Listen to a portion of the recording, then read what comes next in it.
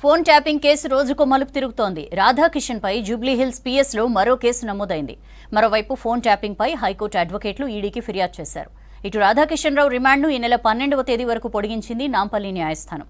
ఈ కేసును చాలా సీరియస్ గా తీసుకున్న రాష్ట్ర ప్రభుత్వం విచారణ కోసం ప్రత్యేక ప్రభుత్వ న్యాయవాదిని నియమించే యోచనలో ఉంది.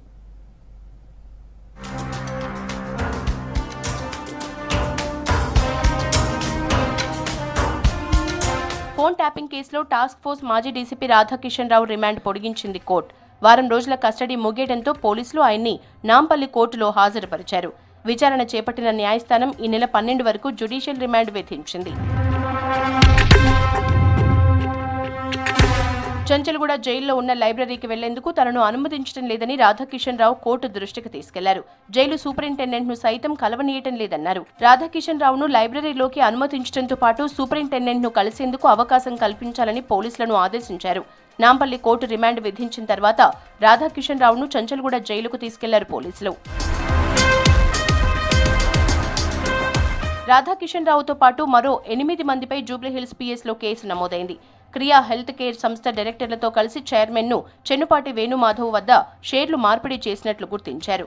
2018 నవంబర్లో సంస్థ చైర్మన్ ను టాస్క్ ఫోర్స్ ఆఫీస్కి తీసుకెళ్లి సంతకాలు చేయించినట్లు గుర్తించారు. తాజాగా ఈ కేసులో జూబ్లీహిల్స్ పోలీసులకు బాధితుడు వేణుమాధవ్, రాధాకిషన్, ఇన్స్పెక్టర్ గట్టుమల్లు, ఎస్ఐ మల్లికార్జున్ పై కంప్లైంట్ చేశాడు.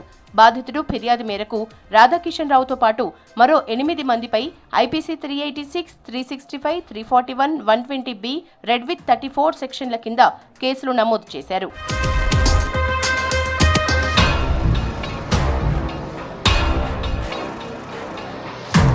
ఫోన్ ట్యాపింగ్ వ్యవహారంలో కీలక పరిణామం చోటు చేసుకుంది. ట్యాపింగ్ కేసులో ఈడీకి లేఖ రాశారు హైకోర్టు అడ్వకేట్ సురేష్.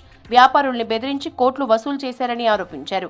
ఈ కేసులో అసలు నిందితులను ఇప్పటివరకు విచారించలేదని ఆ లెటర్లో పేర్కొన్నారు. ఫోన్ ట్యాపింగ్ పై పీఎంఎల్ఏ కింద కేసు నమోదు చేసి దర్యాప్తు చేయాలని ఈడీని రిక్వెస్ట్ చేశారు అడ్వకేట్ సురేష్.